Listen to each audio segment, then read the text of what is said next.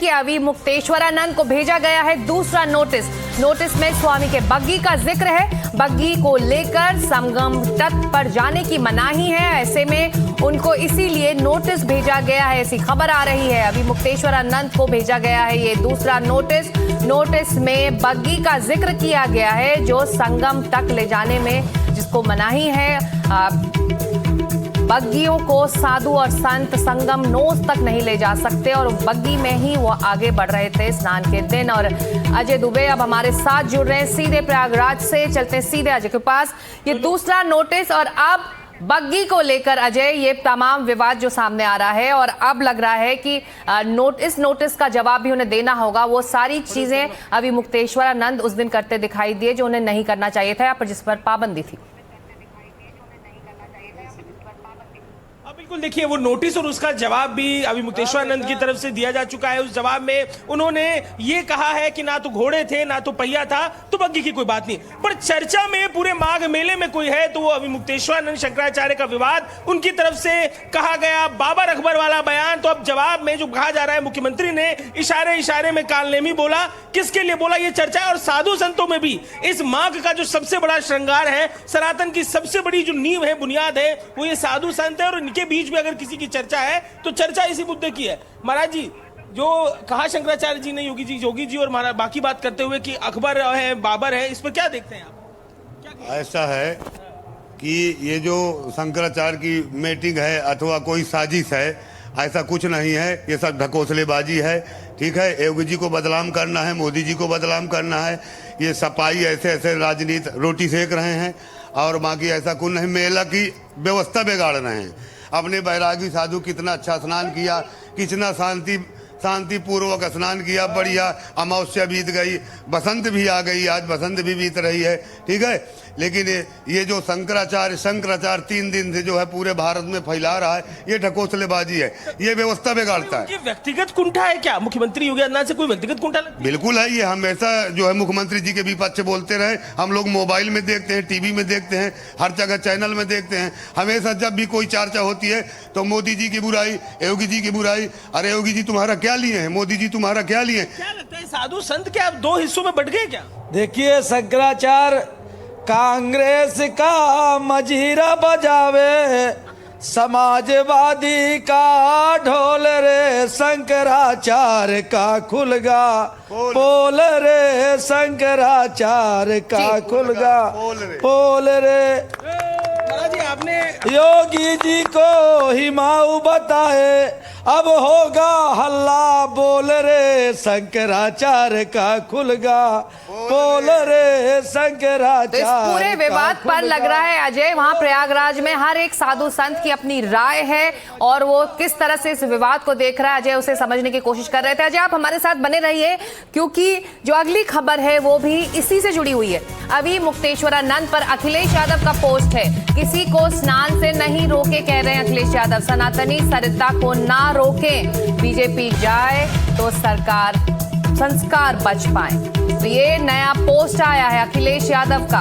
अभी मुक्तेश्वरानंद पर ये पूरा पोस्ट है, किसी को स्नान से नहीं रोके, सनातनी सरिता को ना रोके, बीजेपी जाए तो संस्कार बच पाए। अजय दुबे इस वक्त लगातार हमारे साथ लाइव हैं। राजनीति भी इस विवाद में खूब हो रही है और सबसे ज्यादा आगे आकर समाजवादी पार्टी इस पर अपने विचार और जो एक तरह से कहें राजनीतिक संदेश इसमें से निकाल कर वो रोज दे रहे हैं।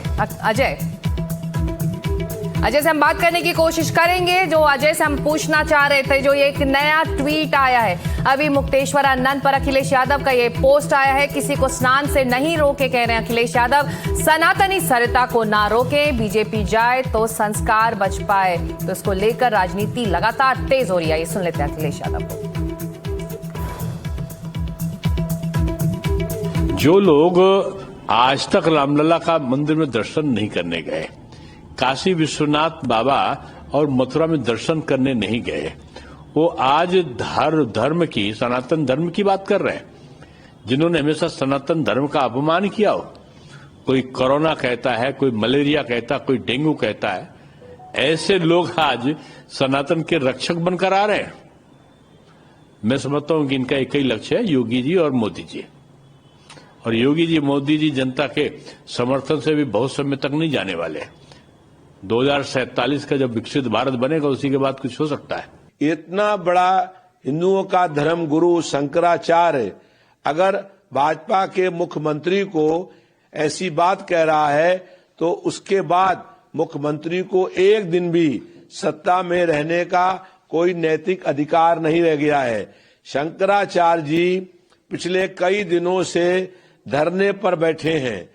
उनके साथ इलाहाबाद प्रयाग में अपमान होने का काम किया गया।